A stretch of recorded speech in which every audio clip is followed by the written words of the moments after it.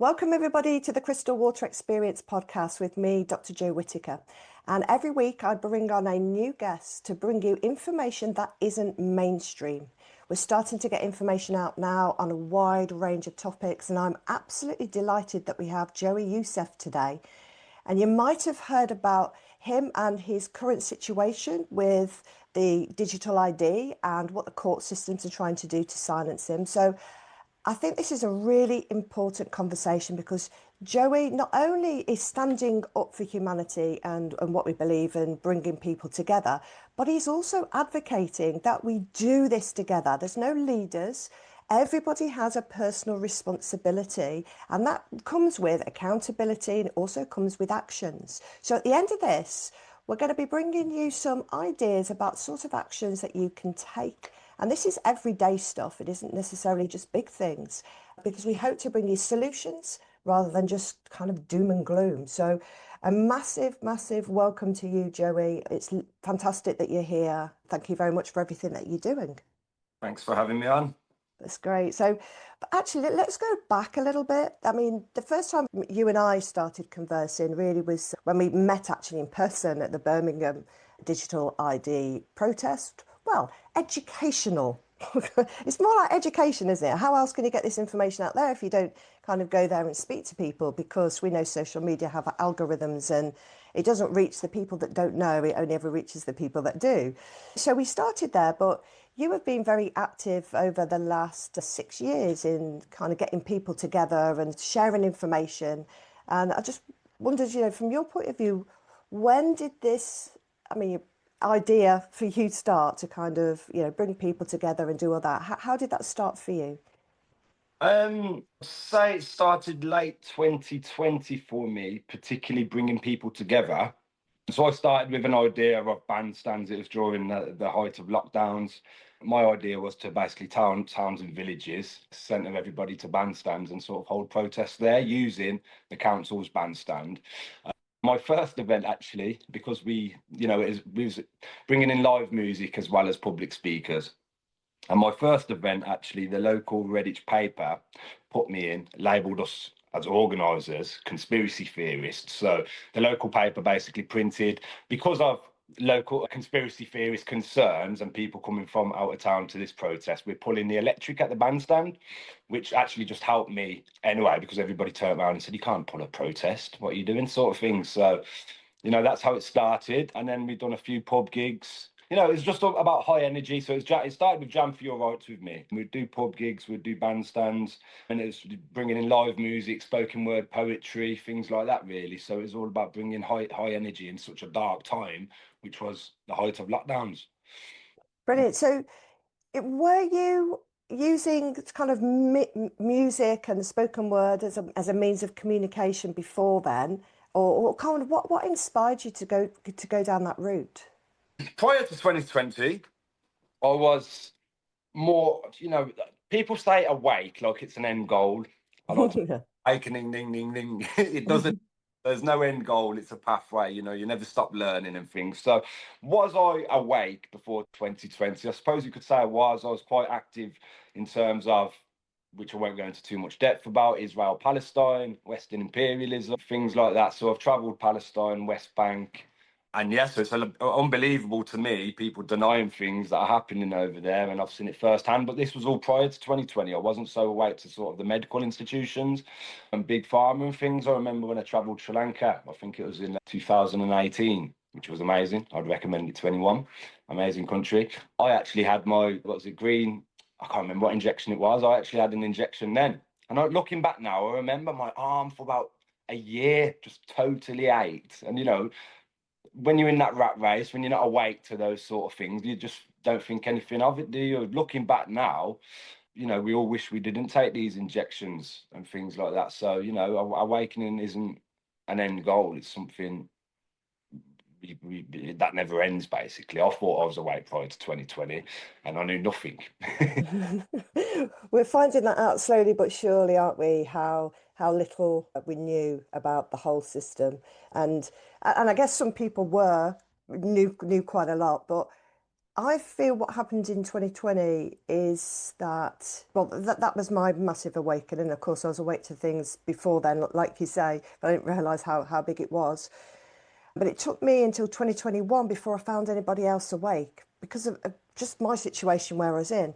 And when I then first of all went to the local bandstand with the yellow boards, the stand in the park, the energy of these people was just so new and refreshing compared to kind of the normal everyday kind of rat raced people, best way to describe.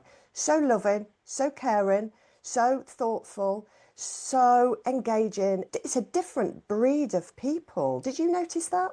Absolutely, and I'd say it's quite addictive in itself because I think it pulls something out in your human nature and consciousness that we are doing something right. This is what we're supposed to be doing. We're not meant to be running around 9 to 5, and we're meant to be putting more input into the earth, asking questions, coming together, and things like that. And that's the beauty of what come out of 2020 is exactly what you've just listed off. Great. And the thing then that I noticed, obviously, I went down all the rabbit holes, and I found that there were two different types of people. And I wondered what your opinion was. Two different types of people. There were the people then that would literally just share the worst things imaginable, and they are the thing that is going on in this world. There is just some terrible things. And that's what they were doing. And whenever you spoke to them, they were very on edge, very, triggered about everything. They thought, that's it, we're all screwed. And then you had the people who knew, but then took action, that they were doing things. Have you noticed that we've got some people in the, say, truther community that's still very much in fear mode, but they don't might not even recognise that they are? 100%. People have said to me a lot of the things I put out there is fear, but I think it's a very fine line between the truth and fear. If you're just constantly putting out fear and you're not doing anything following up from that, and it's not really causing any. You might be spreading awareness, and awareness is key. Fundamentally, it's the first thing we need: awareness of the harms of lockdowns, awareness of the jabs, awareness of where digital ID can take us. But you got to follow that up with something. So a lot of people have said to me over the years, I think people see us as, because we live in doom and gloom, when it's quite, I feel liberated. I feel liberated for standing up and speaking up. I don't feel like I live in fear. I feel like I fear the future. I won't even say fear. I fear the future for my daughter. I fear what's happening.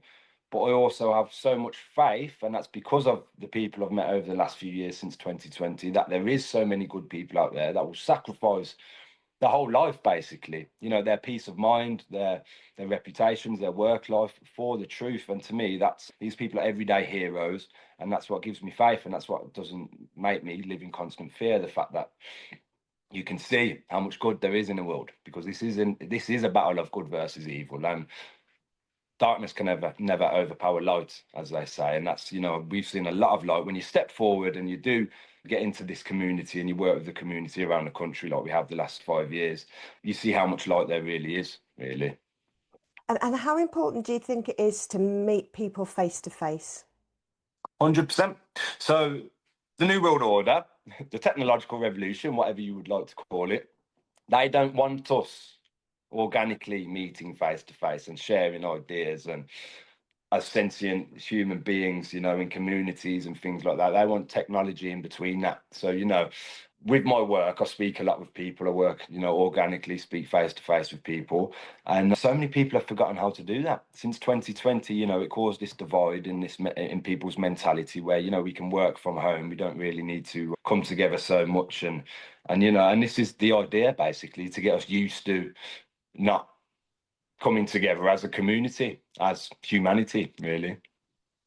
Do you feel that when you see what's happening on social media and then when you actually meet in person, it's a totally different experience? Yeah, 100%. I think a lot of people, with the protest, I've been involved in community protests a lot over the 5 years. So I was with Jam for Your Rights doing my own thing. British Alliance for Freedom, Damon Sharp, great organisation. Yeah. He's done so much. He's gave up everything, and it's a lovely cycle. He empowers me, I empower him, we all empower each other. We can see the efforts we're putting in, so we like to share them efforts. And simply for me, I gave up Jam for Your Rights. I could see how good British Alliance for Freedom was. I said, I'll join you. You know, this is what we need to do. What can I do to help? Basically, that's how my journey started and was amplified, really. I said, what can I do to help? And a lot of people that are saying protests don't change things probably haven't actually been to many protests and really experienced that togetherness, that re-energizing, that so much information we give out to the public, you know, thousands of pieces of information, and you know, we all go home smiling, feeling good instead of feeling subdued to this doom that, you know, what's happening around the world. You know, it's grassroots are just fundamentally the basis. Protests should be the basis of any movement. We don't expect protests to topple the new world order in one day, but what we do expect them to do is re-energize, recharge people, and you know, give the public a chance, because a lot of people are offline and we are against algorithms, give them a chance to actually have an informed choice to the things that are being forced down our necks the last 5 years. Brilliant. And let's dip into that just a minute, because when because I didn't know about all the rabbit holes straight away. I was just thinking that they were somehow rolling out this injection and it was going to have catastrophic health consequences. And people were saying, yes, it's all about control and it's about digital ID. And I was like, what are you talking about? It didn't make sense to me. But then obviously I did some research because I'm open-minded and I don't have to know everything. I just have to be open-minded enough to research things. And I was like, they're right. Because, I mean, there's in a book. They even kindly provided us a book, right? So we could follow it.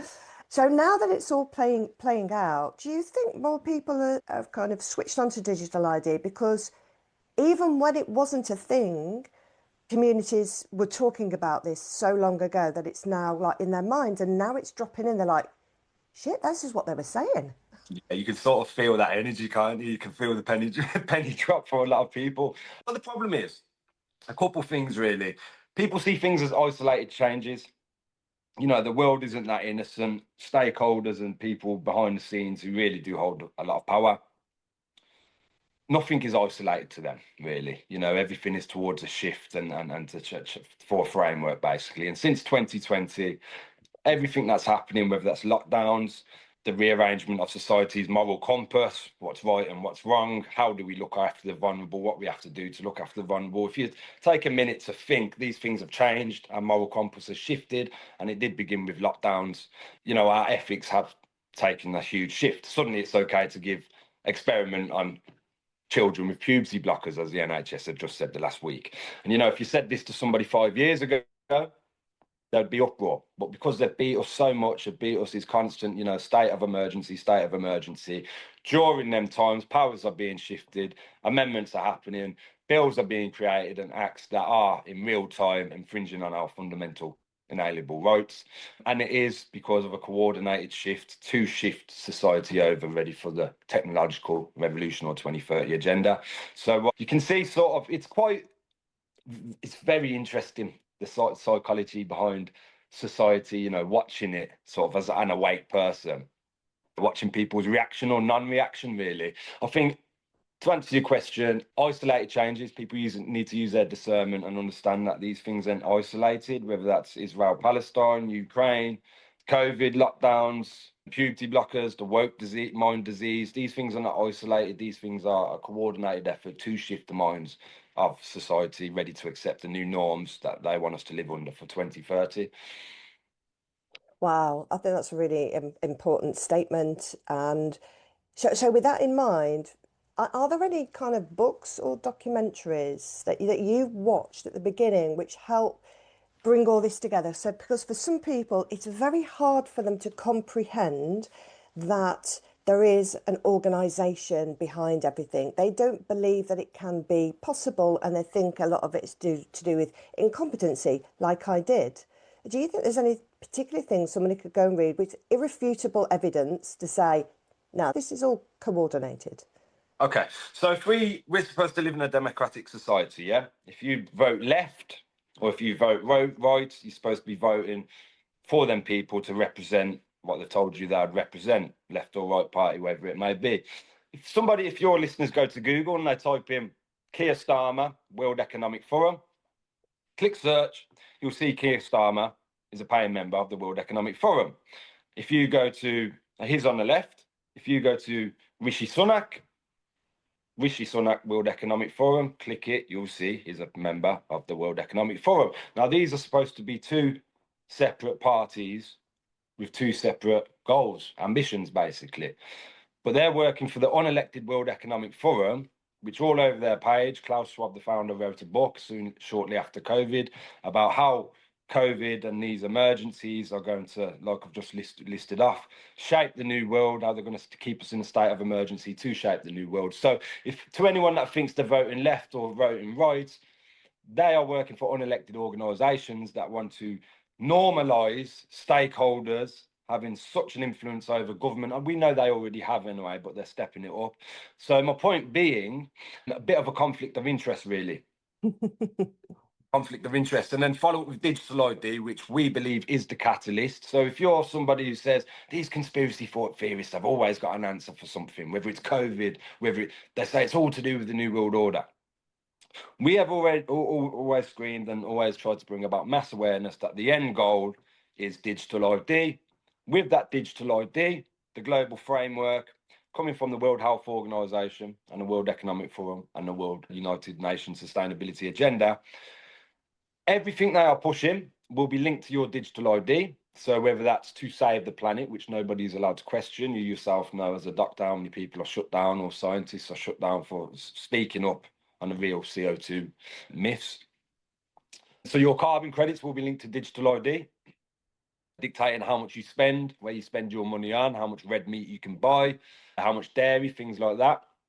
The pandemic treaties, the World Health Organization have been pushing. Keir Starmer's signed us up to a worldwide pandemic treaty and international health regulations that if there's ever another pandemic again, they will have the one login system to see whether you have been vaccinated or not. Now, if we take our minds back to 2021, they wanted vax passports so you could get food in Tesco. But protests changed that. We all stood up, the NHS 100K, the people that wanted to keep their jobs, all stood up and protest made it flop. But if they had that digital ID infrastructure, we wouldn't be able to make it flop. It's irreversible. So these treaties and amendments and global framework they are pushing, which will leave us with no rights to travel, the right to be free, the right for the freedom of travel, freedom of expression. 30 people a day in the UK already being arrested for what they post online. Freedom to be free from sort of the coercion of big pharma. It will all be logged into a one system, a system where you will have to prove your innocence to a government who treats everybody guilty first. So yeah, that's the importance of digital ID, and that's why it's not isolated changes, because in the end, it is all going to one system. You know, whether that's the pandemic treaties, whether that's the carbon agenda, whether that's free speech agenda, social media, things like that. It's all going to be under one system.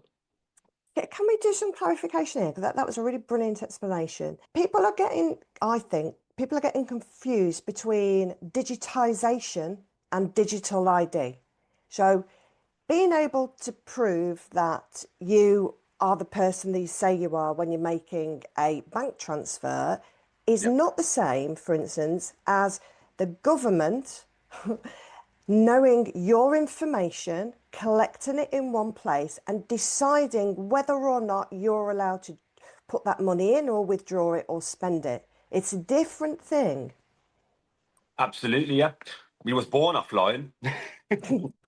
It is a different thing, yeah. It's guys, is once you wake up and understand, look, Keir Starmer's not right about some things. He's not wrong about some things. Get out that mentality and see everything this man is doing is to shift us towards the ideologies and societies they want us to live under, the people whose unelected organisations he is working for. So anything Keir Starmer does, anything media has done in the last 5 years is not genuine at all. So that's what people need to wake up to. We have been hijacked. Our governments have been hijacked, and it's as simple as that. Absolutely. And one of the things that I saw very early on, which really helped me, was Monopoly, Who Owns the World by Tim Gielen. Now, they took that video off and on, and what he does is he looks at all these corporations and who owns them. And when you realise that Pepsi and Cola, because we got taught, didn't we? Pepsi and Cola, two separate companies, all all trying to compete for the same market. They're not. They're owned by the same people. It's a pretend rivalry, just like the music industry is a pretend rivalry between people. And, you know, the car ownership, it's a pretend rivalry. The owners own it, a bit of controversy and competition basically puts money in their pocket. It doesn't make any difference. And then when you see kind of those corporations, and you see Vanguard, BlackRock, and the other ones, and then you look at who sponsors, who funds the World Economic Forum, who's funding them, it's the same people. Mm. So you realise, actually, I realised a long time ago that politicians don't go to work every day and do the work that you think that they do. It is the establishment, like the civil servants that are in there permanently. They're the ones that know what's going on. You can't possibly like jump into a job and then on day one, you know how to be the Minister of Justice if, or Rachel from accounts doing whatever her job is, right? You can't just go there and just know everything and be able to find everything. You're just there as a spokesperson. You're an actor. You read off a script. That's it. That's your job. And most, like 99% of the politicians, that's what they do. They don't even go to work half the time. They're only there for show, right? Yeah, no, a lot of them have been groomed, and I think what a lot of people struggle with as well. You've probably heard it. They can't all be in on it. It doesn't really work like that. You've got to remember it's naivety as well. You've got to remember a lot of these MPs have been through this system, have been through indoctrination, have been through uni, you know, and you've probably noticed a pattern as well. The more people have been through these institutions, the more harder it is to wake them up, or the more brainwashed they seem. So a lot of these MPs do genuinely believe what they say, I believe. You know, not all of them. By now, they're not silly. By now, they understand what's happening. Of course they do. But I mean, at the beginning, they probably genuinely believed in COVID. They probably genuinely believed in the vaccines. But there comes a point where tens and tens and tens of thousands of constituents are screaming out to you to raise the alarm on COVID vaccines. You know, we've watched our peers get ill, our family get ill. My cousin, NHS staff, 6 weeks after her booster, went to bed, didn't wake up, 36 years old. You know, and as an awake person, it's painful to watch when you know what's going on and you've had to watch your friends and family, you've had to endure, then basically be victimized by the government, by the state. It's painful, but what's more painful is their silence. You know, I think what we are all waiting on is a silent majority. What's going to spark the silent majority to speak up? What more can happen? The government locked you in your homes. They put security on the door, locked away your elderly, administered end-of-life protocols. Euthanasia is supposed to be illegal in this country. The PCR test was fake. They was false. The inventor of the PCR test said it. The former vice president of Pfizer is speaking up. The inventor of mRNA technology is speaking up. But we're all conspiracy theorists, you know. So it's quite painful to watch, and it's quite daunting actually to see how onset and deep rooted that conditioning actually is. That, you know, you can present very, very irrefutable evidence and valuable whistleblower knowledge, and people still won't believe it. And that's where a lot of the left come in, I think. I think a lot of the left, I used to identify as left. I think I would have identified as left at one point. Is naivety. I think if you look at these people, the extreme left, they've probably been through a lot in life. They're quite vulnerable people, I think. And I think they really do, through some sort of foggy narcissistic outlook, they really do believe that they're doing good. And they're surrounded by people that confirm their bias and affirm their beliefs. But we're so close. People don't understand how close we are at closing that gap. So now you've got, whatever people's views are in Israel-Palestine, you have people on the left. This is how daunting it is. You have people on the left that are being arrested simply for protesting against a very real genocide, or whatever you want to kill it, the killing of tens of thousands of innocent women and children in Gaza. People in the UK now are being arrested. 80, 90-year-old ladies and gentlemen are being carted off by the police. But we have the right, or the right, whatever you want to call them, the right applauding that and laughing at the left.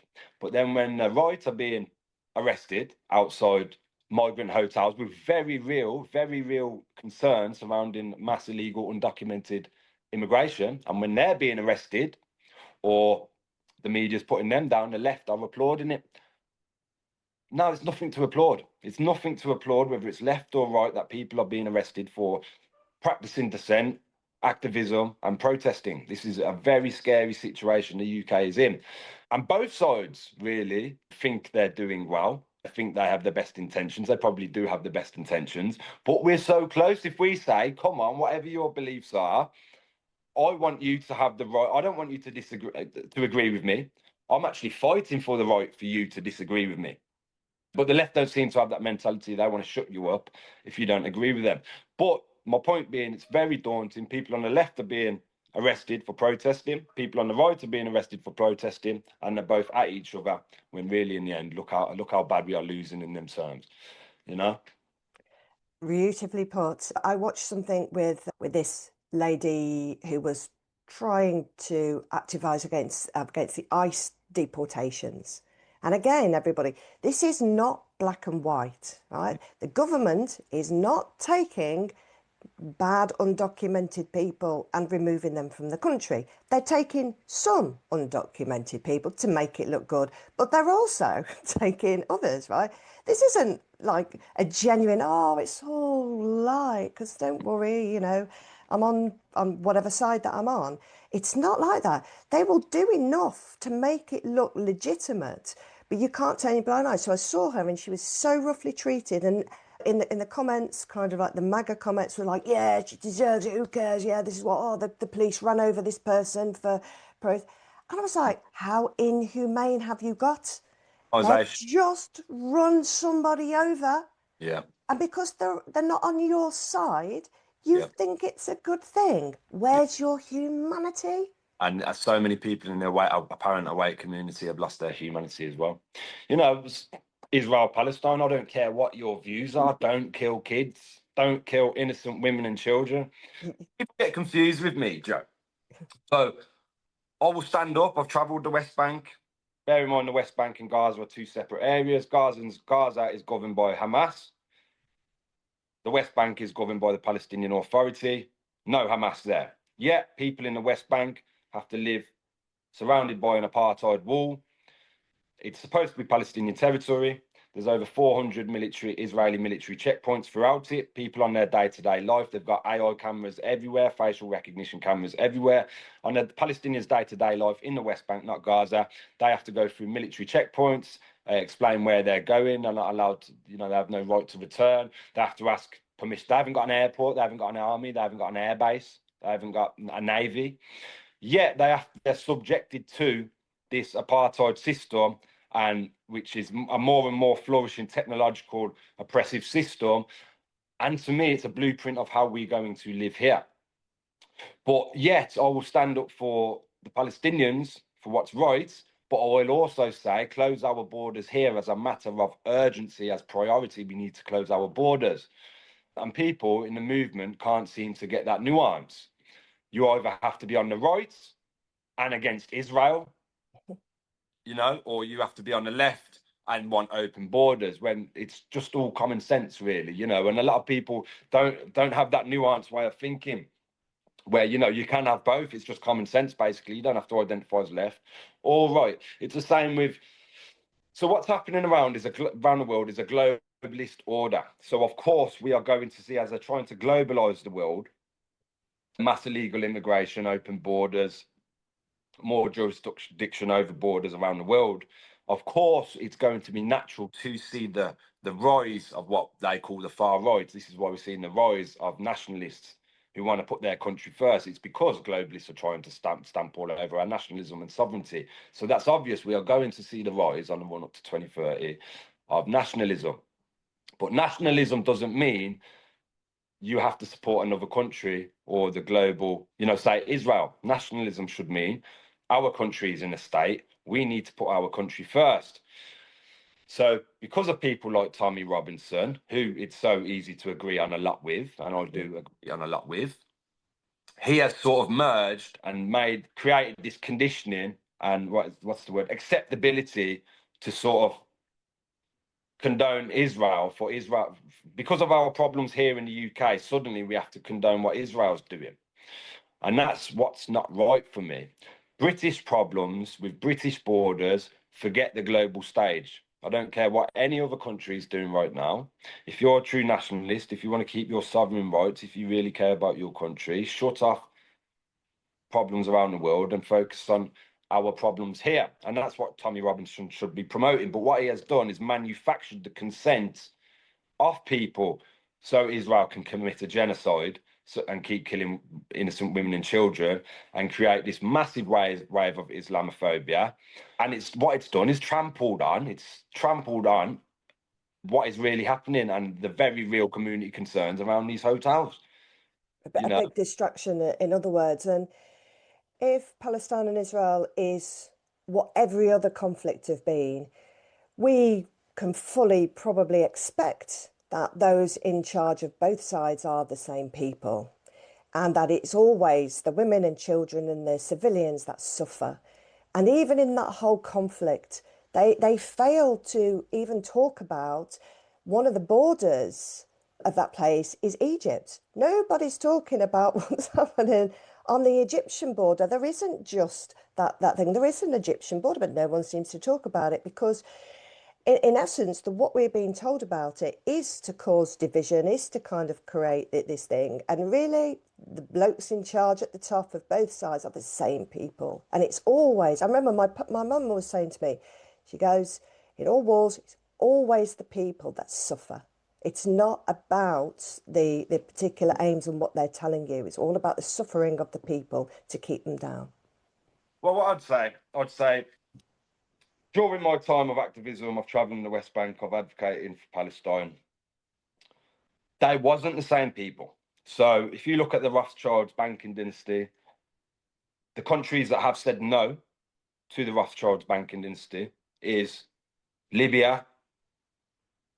So you got Israel here, world basically. You got Africa below. You got Europe there. You got the Americas there. Whatever it may be, it's like the center of the world sort of thing. Yeah. If you look around Israel, it's all destabilized. The whole destabilized. Libya, Afghanistan, Iraq, Lebanon. It's all been destabilized over the years. What North Korea? What have these places got in common? They've all denied the Rothschilds banking dynasty, and they've all been demonized by the media. Don't get me wrong, we have a huge problem. We have a problem where mass culturalism, look at Luton, just does not work. It does not work. Simple as that. So we do have a problem with the influx of an ideology, religion like Islam, when we, the people of the UK, risk being a minority by 2050. What other country would settle with this? Imagine Pakistan. The people of Pakistan finding out by 2050 you might be a minority of your country. There would be uproar. It wouldn't happen. But for some reason, people think that's okay in the UK. And we do have very real concerns. But let me tell you, if Muslims really wanted people dead, they're the fastest and one of the biggest religions on the planet, and they all preach death to infidels, we would have all been dead a long time ago. I do personally think Muslims, because of the media and governments around the world trying to condone and manufacture the consent of people to commit atrocities in the countries I've just listed off the last 20, 30, 40 years. A lot of it is rubbish, but that doesn't mean we have to then have Islamic ideologies in our government. Yes. So what you're saying is like, The balance. okay, just because this, that, and the other is happening on this world stage, we don't get to hear half of these stories anyway. At the moment, we have our own issues. We have our own problems at the moment, and they need to be addressed. And people need to be not distracted and try and conflate things, which is what you're talking about, Tommy Robinson, conflate things together and say, well, because you left, it means you're vegan, it means you're this, and it means you're this and this and this. It's like, this is what happens. I put you in a box. This is why I don't identify with any of the ideologies. I don't identify myself as a truther either. I'm trying to navigate everything as it is, common sense wise. This conflation is very sinister and it's coordinated, right? Yeah. So, and it's the same with protests. It's like, if it wasn't for protests in 2020, look how many people was in London in 2020, 2021, how much networks were set up around the country after that, how many stand in the parks, when the government say to us, you need digital ID to get online, where are you going to go? if you haven't gone out there and got connected yet, where are you going to go? Because you're not going to last the longevity of digital ID, of resisting digital ID without community. So if you look on the World Economic Forum website, they did have, I'm not quite sure, they had eight points, 8 targets by 2030. And one of them targets is, no, 8 predictions, sorry, by 2030. And one of them predictions was it a 2 billion by 2030? They say because of war, because of emergencies, food shortages, we got them coming, things like that. We are going to have, I think it's 1 billion or two. You won't believe it's 25% of the world's population anyway. Migrant shift over from North Africa, from the Middle East and places like that. So, you know, this is obviously a core. This is where it's not isolated changes. And then they're going to sell you digital ID because of this migrant shift. So we haven't seen a migrant shift yet, I don't believe. I think it's just got started. Yeah, so that's it. And then they're going to sell us the digital ID when we have long-standing European countries with long-standing digital ID, and it's absolutely sold nothing. So it's easy to break down a digital ID myth, you know, let's get it for control. And you have nothing to hide, people say. You have nothing to hide. Well, if you have nothing to hide, would you live in a house with transparent walls? Just because you have nothing to hide, it doesn't mean that you have to open yourself up to outer attacks and give up your privacy and things like that, does it? So it just takes that little bit more thinking, really. Yeah. You know, You have to really... hold on. Yes, And then if you look on the World Economic Forum, anyone that doesn't believe what I'm saying about this one system, that it's all going to be tied into it, go on the World Economic Forum website or Google and type in WEF spider web graph digital ID, and you'll see digital ID. The WEF are telling us these are people conducting our governments around the world to push their ideologies and end goals. You will see it says digital ID will be used for 15-minute neighborhoods. It will be used, you will need, as a citizen, you will need it to access services, it says. It will be used for carbon tracking. All these things are not theory, it's facts. And that's something I would like to make a point of as well, Joe, that we have enough facts now. We don't need these theories. You know, get your head out of the rabbit hole. Who cares all that if the world's flat? I'm probably more inclined, believe it or not, now to world's flat, yeah. But I'm not promoting that. I'm not putting that out there. What I am putting out there is very real evidence and truth to what's happening, because we do have evidence and truth now. So it's such a shame for that to be wasted and not so much attention given to that. And that's what's causing us to be dismissed as conspiracy theorists when you're putting theories out there, when really we have the facts to prove that the gravest crimes against humanity have taken place, that our bodily autonomy is at risk, that our inalienable rights are at risk, that there is a conducted migrant crisis, manufactured migrant crisis happening, and are very real concerns. These people are coming from countries like I just listed. The world, look at what the West has done to them. So the West has helped give birth to new waves of terrorists in these countries, and then let's open our borders to these people undocumented. It's absolutely insane. It's absolutely insane. And, you know, to me personally, this is the nuance people don't get. Free Palestine, free these countries, stop killing kids, stop killing innocent people, but as a matter of urgency, close our borders now. Beautifully put, absolutely beautifully put. And we're going to come on to some of the things that people should be doing. And just before we get there, you've just mentioned something. I say this a lot, like, okay, we can talk about the shape of the earth, but if you don't know what the Magna Carta is or Magna Charta, then you're wasting your time. I've seen people, sharing things about, oh, look, there's Tartaria. I'm like, but don't even know what the Magna Carta is or the Magna Charta is. I'm like, where are your priorities? It doesn't, right now, it doesn't matter. Yes.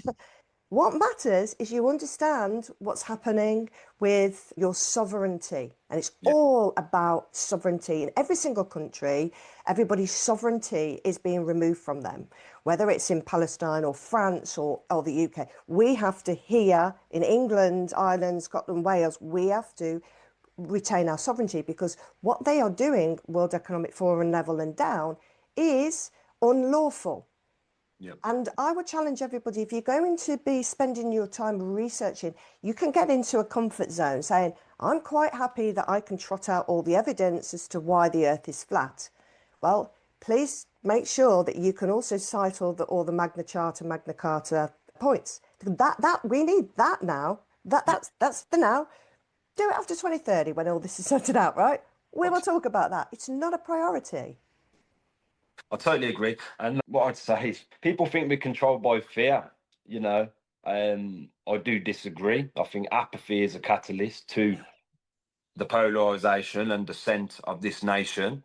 I think if people really, even the awake community, you know what's happening, you're sharing it every day, all respectfully saying this, but act with some urgency. If you really understood what's happening, you would act with the same vigor and urgency that you may give investigating who you might be shills, or, you know, and that's detrimental, and that's something I want to touch on as well. Do you know how insane it is? I've been called a shill a lot over the years, and I think I'm just a normal man from Redditch, a little town in Redditch, and you're calling me a shill. And then, so that sort of dismisses anything else these people are saying, because it's absolutely insanity to me. And I don't think there is that many. I think there's a lot of shills in the media, but it depends what you define shill. To polarize a movement, to divide a movement. Now you ask yourself, who is doing that the most? And the answer to that would be the people who are calling people shills with no actual objective truths or facts. They're the ones doing the government's bidding for them.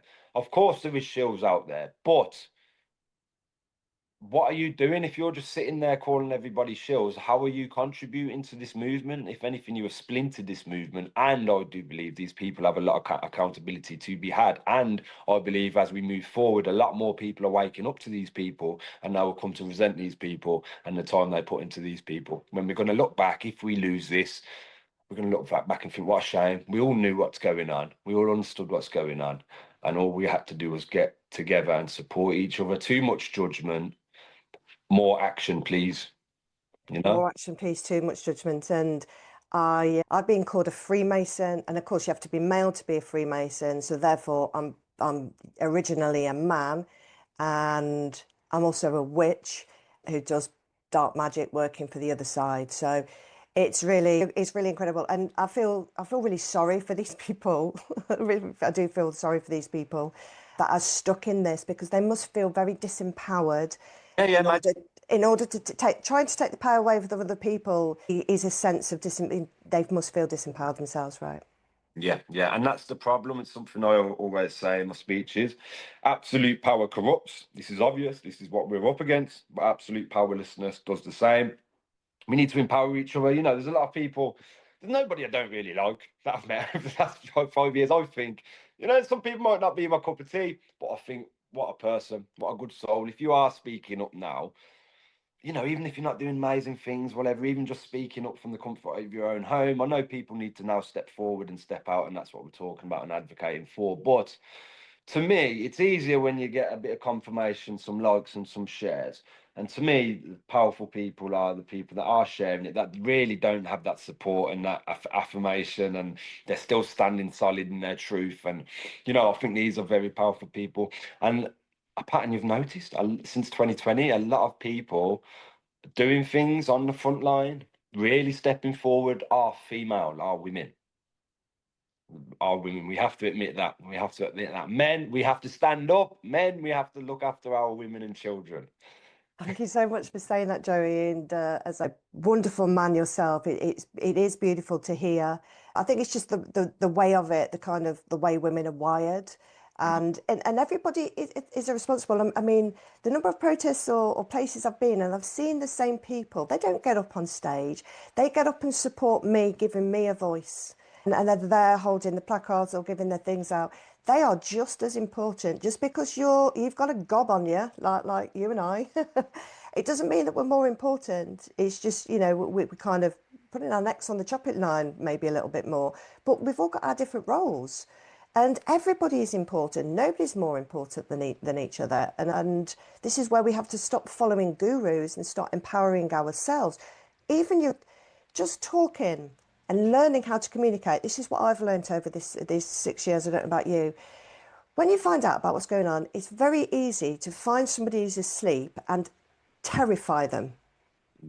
they're going to go back to sleep because, frankly, I wouldn't want to wake up. Learning to communicate in a compassionate way, not calling them sheep or idiots or whatever their name is, to bring them together. Not saying, well, you were left and you did this, so and I, but when did you wake up? I woke up before you. We've got to stop that, man, because Well, in life we're so close, aren't we? We're so close to bringing the left and the right together. yeah. Absolutely, I do agree. I do agree. And a lot of the salt of the earth people, do you know, I love the yellow borders. I think they're incredible how they go out just giving out straight up information and straight up facts, standing out in the cold, and they've done it for 5 years now. And something I would like to pinpoint when they do, hopefully it doesn't get to that, but the infrastructure is so ready to go, believe me. Digital ID to get online.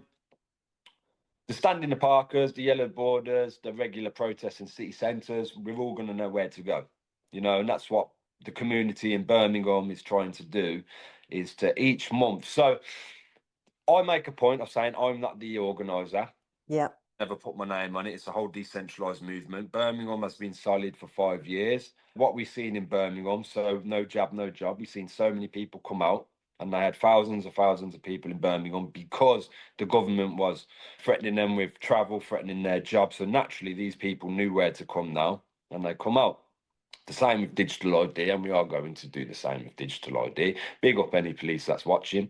We are going to do the same with digital ID, and the more you push, the more you squeeze. Like, I'm a company director, they've given me 12 months to file my digital ID. I will not be doing it. Naturally, people who want to resist it are going to come out. So eventually, we will have thousands and thousands, I believe, thousands and thousands of people in Birmingham city centre again. And what we want to do then, the community, not me, the community, we want to help farmers. Look, come on, Yeah. you ain't got digital ID. Your right to services has been infringed upon. We've got farmers here that will feed you 3,000 people here today. So that's our idea with Birmingham, basically. So why don't we touch on now the elephant in the room and what's happened to you this week?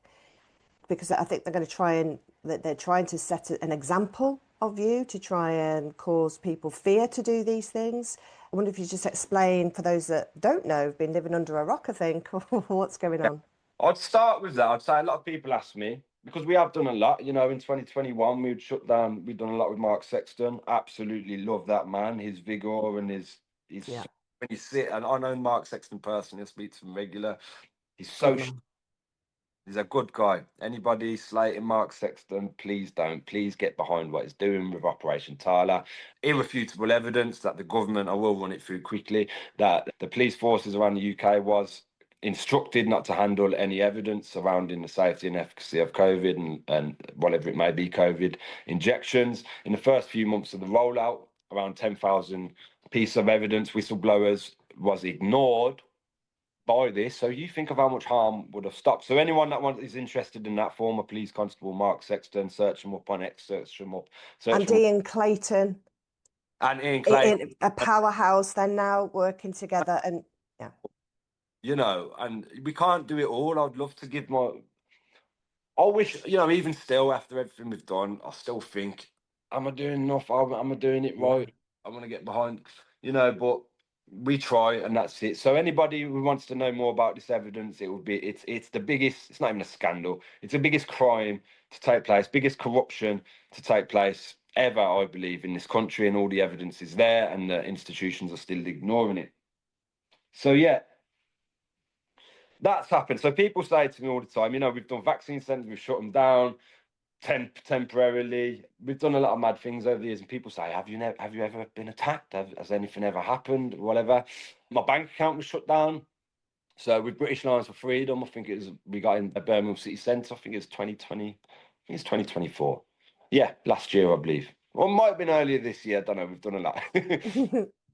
14 groups, Damon Sharp got together 14 groups in Birmingham City Centre. We gave out, gazebo set up. We gave out tens of thousands of pieces of information, valuable information to help give the public an informed choice surrounding, the bigger framework, bigger ideology, what's happening. Our team's hotel room was raided. After I come off the phone to Damon, I won't say too much, but was raided. Keir Starmer masks taken, banners taken, a speaker broken by police on the premise of a BOMB threat. In Birmingham city centre, they wouldn't lock off the whole city centre. The police weren't even there long. Anyway, after that, I think there was three of us, the same week that had our bank account shut down. No notice. I went to go on my app. I seen there was no login to I couldn't log in with my Barclays app. This was a day after the protest and the raid. I've rang the bank, spent hours as you do with the bank finding out what's going on, and basically I don't align with them. Something I've done, they wouldn't tell me basically. They'd shut down your bank with them 15, 20 years, you're not allowed to bank with us anymore. Very odd. I've had tyres deflated when I've had equipment in, and then seen posts on X about a brigade, what was it, 88? I forgot now. 77. 77, is it 88? Yeah, those lot. Let down Joey Yousef tyres, and we've followed people back to their cars and stuff. I've had that. And then more recently, so we had a protest, digital ID protest on October the 10th. 2 days ago, or 3 days ago, I received a letter, a notice of charges. Bear in mind, I haven't been arrested, haven't been interviewed. This is the first I've heard of it. Notice of charges, Section 4 and 5 of the Public Order Act, with 8 days to attend court in Birmingham. This is from with 8 days of receiving this letter to attend court. Now, you tell me, this socialist dictatorship we're living under is removing jury service in the UK under the premise of backlogs.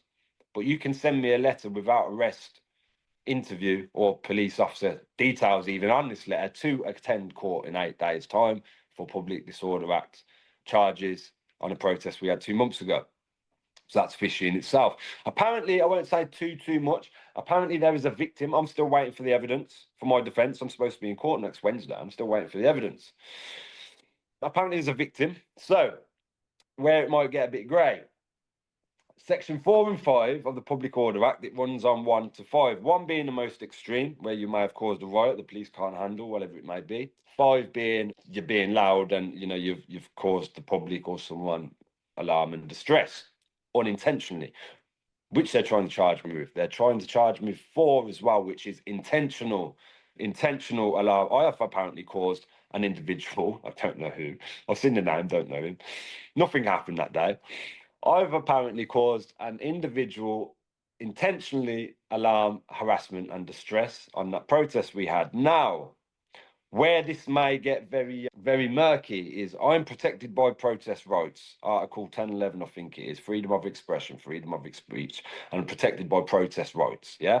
So if I'm protesting something or bringing about truth and that offends a member of public, you can't then take me to court because you're offended. Do you see what I'm saying? Yeah. So that what's happening here, I don't know. I'm still waiting for the evidence. But as insane as that sounds, this is what is happening around the UK. You know, a nurse has just been suspended from the NHS for failing to call a trans convicted paedophile a miss. She called him Mister, and she's been suspended. You know, we've got people who are being suspended for not calling kids or playing into this harmful child abusive gender ideology in schools. You know, this is happening. 30 people a day are being arrested for what they post online. So I don't know where they're going with this. All I do know is it's clearly gone straight to the CPS, no police involved. So it does feel a bit targeted. We have an event on the 20th of October, 10 days after my court case.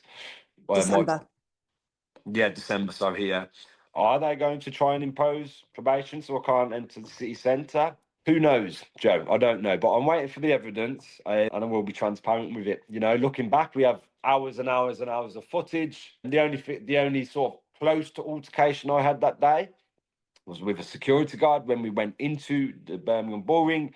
And just to make a point, why people went into the Birmingham Bull Ring upon themselves, not my direction, because these are the places, these are the hubs, travel hubs, shopping centres that are going to house this dystopian digital ID and deny you services for not jumping on board, basically.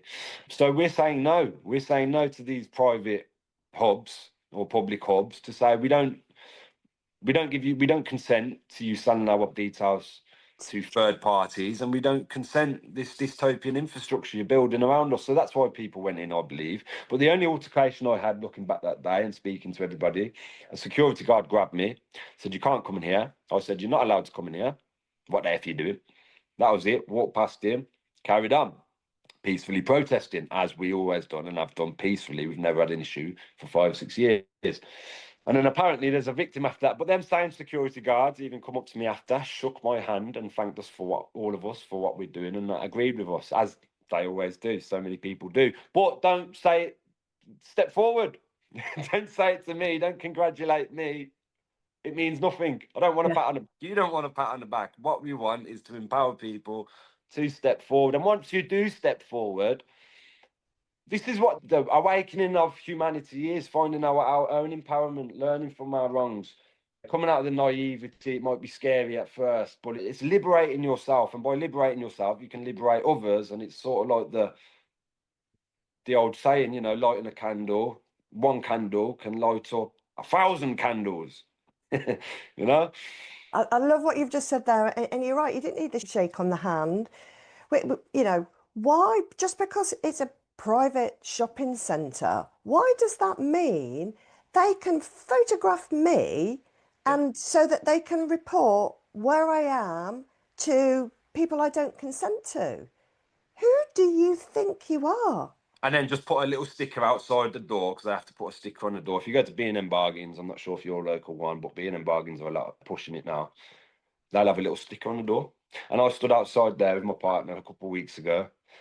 I said, watch this. I said to people, do you know that as they're going in, I should have recorded it really. "Are you happy with this?" No, a lot of the elderly people, excuse me. And they wasn't. They said, "What? What's that? That's insane. We didn't know that. We didn't know that." But they're selling your details to third parties, and there's no consent given. So Money as well. They're doing it just for money as well, aren't they? They don't even know the bigger picture, do they? They're making money off you going to the door. stop theft. Let's give up our human rights, inalienable rights, so we can stop the theft, because of a manufactured cost of living crisis probably driving this theft. People are struggling to eat, struggling to pay their bills. Let's now give up our rights with a dystopian third party facial recognition system. And the UK police have just announced as well that they're mass rolling out, we told you 5 years ago, I'm insane, mass rolling out facial recognition around small towns all over the UK.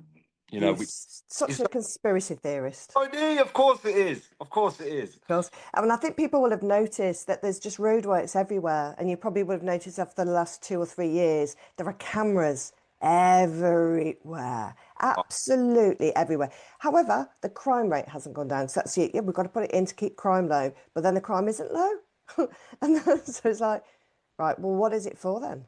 Yeah. And it's like that mentality as well. This was like the Tory mentality, actually. Okay, we've got crime rate going up, let's just get more police. It doesn't work like that. When you're pulling back on services, look at the state of men's mental health in this country. Look at the state of the NHS. We've got people that have fought for this country, veterans, and they're waiting in corridors to be seen. And it's like a third world country, and it is a systematic destruction. So we can privatise things. And yeah, it's just a shame to see. It's a shame to see people can see the state of this country, all of our fundamental, infrastructure, institutions that we pay into, just crumbling away, basically. And we know why. We can tell you why this is happening and how it's being conducted. But I think people think, when you talk about the sort of New World Order, technological revolution, is the best way for me to explain it is look at the first industrial revolutions. We started seeing shift patterns. People went to city centres, more concentrated, 9 to 5 work, whatever it may be, in factories and stuff. And this shapes society because of, it might have been a war beforehand or after, but because of that, it shapes societies and that. So what we're going through now is a technological revolution, where it's not steam trains, it's not factories, it's AI. And beyond that, that's obviously the moral compass of society is changing alongside that as well. So AI is a big threat. So I know a lot of people who I would say was asleep over the years, and now their thing they're waking up to is AI.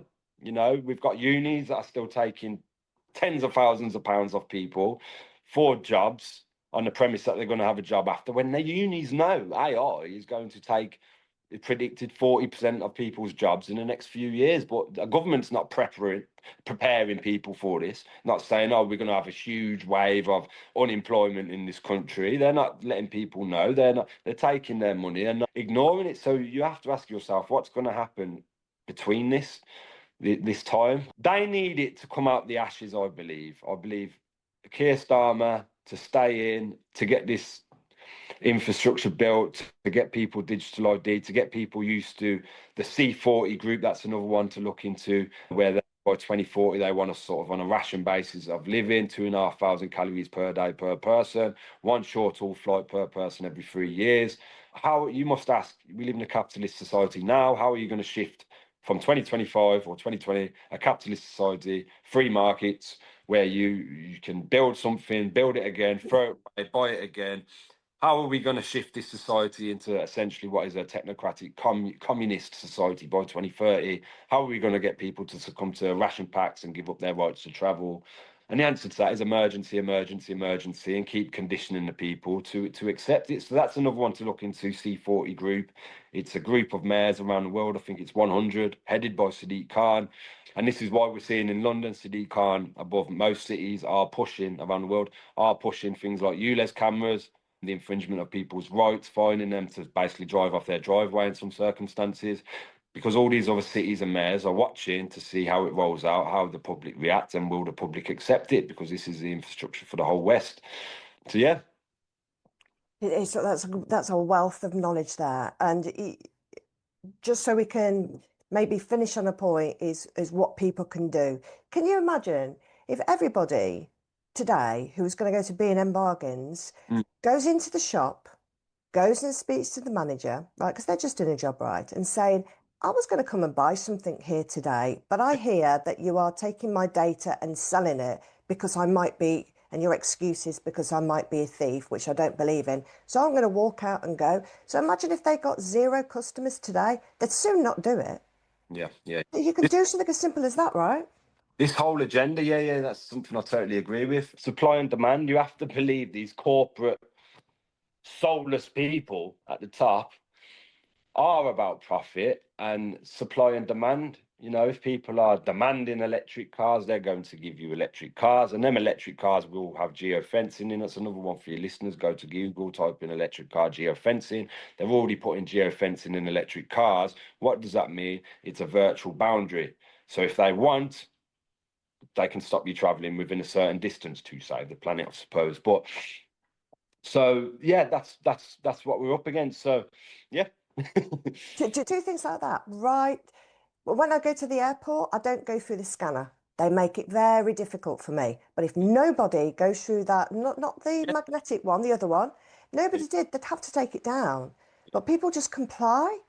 And we learned, and I was not the sort of person that would like not comply to things. That wasn't kind of in my programming. But I learned a few things about the law, such as mandate doesn't mean you have to do it, and you don't have to do it. And if everybody said no and literally stood up, these businesses, these corporations would have to do something. So I never go to the self-checkout, and in the co-op, they've realised now that not many people use the self-checkout, and every single time I sometimes have to wait, and sometimes the person's very, very busy. But I say, I'm here for you to serve me, so you've still got a job. And I will wait and do that. And if everybody does, they have to put people on the counter. You have so much power. Sorry? We appreciate they're busy, because I do exactly the same thing. But they sort of roll their eyes because they've got to stop stacking the shelf and come and serve you. But they don't. This is a daunting thing. You can see the self-service tills, more and more of them, and you can still see your tills getting shorter and shorter. And you can see these people can surely see it happening around them. So when we're saying you will lose jobs, their reaction is, no, they'd always need us to stack shelves, not quite comprehending what the capability of AI. So I think there's a store in London, I can't remember, is it Amazon or whatever it is? Nobody even works in the shop, I don't believe. So you go in, you got your digital wallet or whatever it is. As soon as you lift something off the shelf, it's taken out of your digital wallet. When you walk out the shop, you know, done and dusted. It's all facial recognition and things. AI will be able to stack shelves.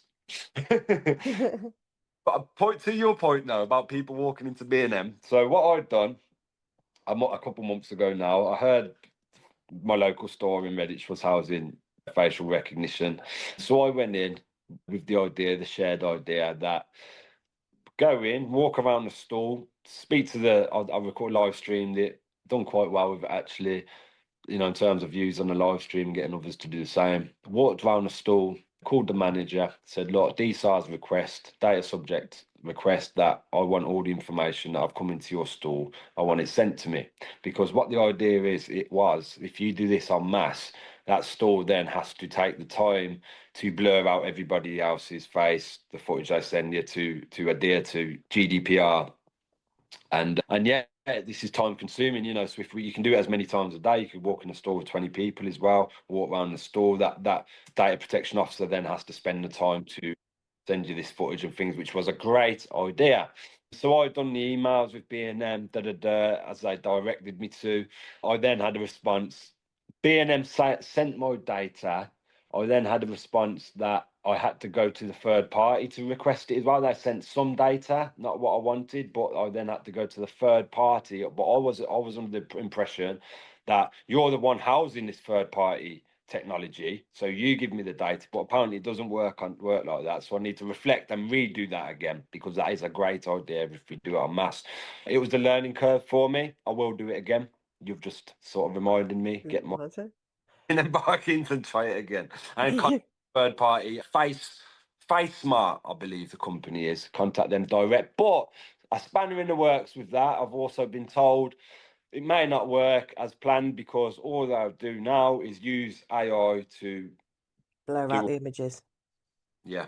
So is it, but But I think it's also it's good awareness raising, and before all the infrastructure is in there, now's the time to do it. Don't do it when it's all been done and dusted, because at the moment you've got the people at the upper management that are realising the consequences lower down, but kind of doing this en masse will, because there are places that I want to go, but I'm not but I'm not going to go if they do this. And by the way, just as a little heads up, we know that really we strongly suspect in very many ways that there is going to be another pandemic rollout. So it has to be a rollout synthesized, because we know kind of the things that I've seen is May, June. I think it might happen a bit sooner. But I went into Sainsbury's yesterday, and I'm very rarely, I don't go in there, but it's like a little Sainsbury's shop. And I was missing because there's a farm shop opposite, which I normally go to. And they've put plastic perspex all around where the tills are. So I don't go to it's where the tobacco and the top shelf alcohol stuck it. And they said, again, it was to prevent thieves. Now, this is in a really posh little village, right? And so you've got the counters all there. And I'm like, well, this is all getting set up ready for isolation, isn't it? their feed to customer ratio is probably a million to one. I should imagine. Yeah, it's the guys, and people are waiting for, I will stand up like we've got time. We haven't got time, guys. We just haven't got time. Whatever it is now, I would implore people to, if you can't make it to protest, share those protests for other people to try and get to them. Stop sharing theories now, guys. I know it's fun and interesting. Stop sharing theories. Get behind people like Ethical Approach and Mark Sexton, who are actually giving irrefutable evidence, and we can cause so much damage and spark mass public awareness and public conversation that is so needed. Spend more time doing that, guys. Yeah, really do. Really. Thank you very much for that. I think that's really great advice. Is there any final thing that you've got to say? I think that was a great thing to end on. You got anything else you want to say to people? What I would say is empower each other, don't careful of your words when somebody is doing something. It's not one thing that's going to change. It's not protest on themselves that's going to change things and topple things. It's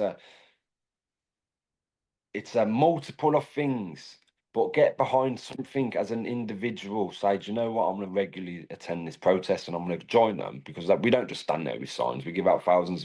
I'm going to regularly do this, or I'm going to spend time getting behind, say, Mark Sexton, or I'm going to approach an organisation or person that is doing something and say, how can I help? Instead of sharing something, how can I actively help? And before you know it, you'll feel so good. You might even find yourself doing talks with a mic that you never thought you'd do public speaking before. More power to you. You've grown, you know, because you stepped outside your comfort zone. Growth starts by stepping outside our comfort zone. And I don't believe that's enough people can say that they have stepped outside their comfort zone. I really don't. But honestly, I think people. We're just surrounded by amazing people. Really, I see the good in people a lot, and I just think, what a time to be alive. I think for thousands of years, men and women have walked this land. It's landed on us now, the most important, crucial, pivotal time in human history, where we get to decide whether we stand up and bow down to this new order that, once locked in, will be irreversible. That's the importance we are talking about. We get to decide that as people, and I think that's a blessing more than it is a curse. I really do. Thank you for sharing that. My final thought is to everyone listening, you are important. Your voice is important. Everything that you do every day is important. Please don't think you are insignificant. You're not. Everything that you do matters. Your thoughts matter. And we believe in you. I wouldn't be doing these brilliant talks with the likes of Joey and the other people that have had on if I think it's all for nothing. You are important. Everything's going to be fine, but you need to step into your power and realise the power that you have. So thank you very much for listening to the Crystal Water Experience from me and Joey. I would also like to add, Oh, Birmingham City Centre, Chamberlain Square, 1 p.m, December 20th. Say no to Friday. say no to digital ID. That's your first opportunity to meet the wonderful people that are there. So thank you very much, everyone, for listening to this podcast. Hopefully it's inspired you today. Maybe you found something new information. And please join me every week when I bring on a subject matter expert and non-mainstream news for you guys and share what's going on in the world. So thank you very much for listening, and I'll speak to you next week. Thank you, Joe.